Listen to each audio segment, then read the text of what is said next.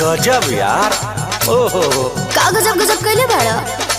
अरे तनी देखी देखी दिखाव का देखी हो। ओह जौन भी बा लेकिन टॉप क्लास के बाद टॉप क्लास के। अच्छा ला सुना बड़ू प्यारी सनम तू कुंवारी सनम कहा बड़ू करवैले कलाकारी सनम बोलो होश में रहो। और देत बाड़ू देवता तू अपने से नहमता आज न त काल होई जाई बुसिका ए हो का कहना के पागल कोइलो समाना का कहना के पागल कोइलो समाना डोढ़ी के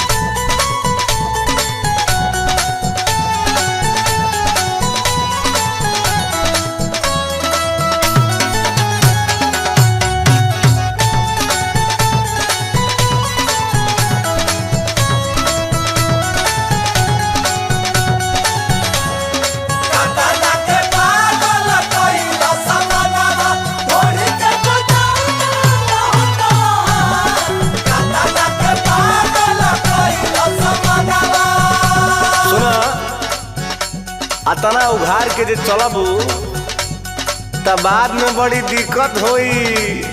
का होयो बोलो। ला सुना तोहर आइल गोइल के नियो बवाल हो जाई लागी करफ्लू शहर हड़ताल हो जाई एहू में सके बका हट हट हबा के करब डरामा ई रोड तहरा बाप के न हो बड़े बड़े लोग मोर दीवाना सामान सड़क छाप के न हो बाप पर चल गईले।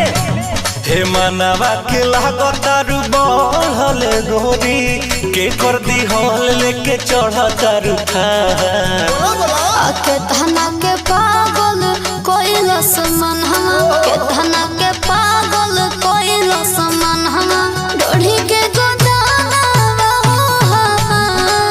धना के पागल कोइलो समानवा डोढ़ी के गोदाना हो तो धना के पागल कोइलो समानवा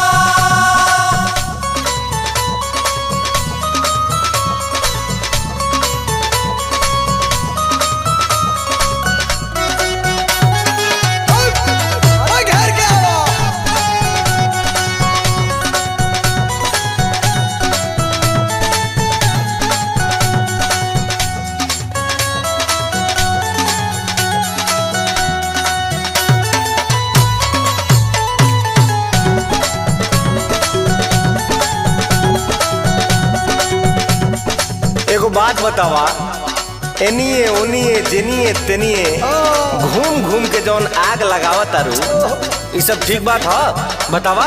छिया छिया कोई दिया तोहर भइल बा जवानी पेट्रोल ये गोरी लागे देबू बदलिए माहौल ये गोरी एहू में सके बका और देखे वाला जरो चाहे भरो रहिल है स्टाइल हमें मिलियन में बाटे फॉलोवर तू देखा पूरे फाइल में